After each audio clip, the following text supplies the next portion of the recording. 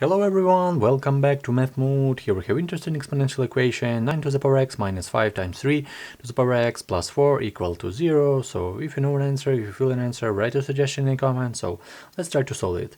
First of all, I see that this 9 I can express as 3 squared. It's really good because then we'll have the same basis. So let's do this. Let's express this 9 as 3 squared.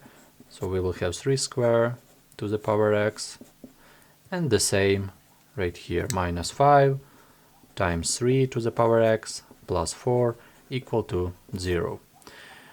Now in the rule of interchange we can swap these exponents, these powers, so we can write this as 3 to the power x all to the square power. Minus 5 times 3 to the power x plus 4 equal to 0. I just swap this exponent, this power, because if we have a to the power x raised to the power b, we can write it as a to the power b raised to the power x. So this is the rule. So what we're going to do next?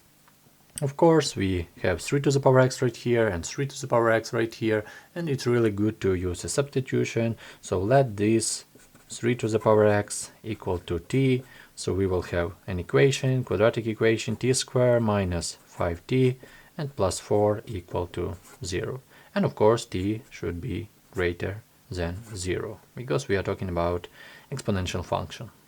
So how can we solve this? Of course, using the theorem. So we will have t1 plus t2 equal to 5, and the product t1 times t2 equal to 4. So how can we find our roots, our solution? Of course, the first t will be equal to 4, and the second t will be equal to 1. Product equal to 1, 4 times 1, and the sum equal to 5, 4 plus 1. So we will have an interesting equation. The first equation, 3 to the power x equal to 4 from here, because 3 to the power x equal to t, our t equal to 4, so we have 3 to the power x equal to 4, and the second one, 3 to the power x equal to 1.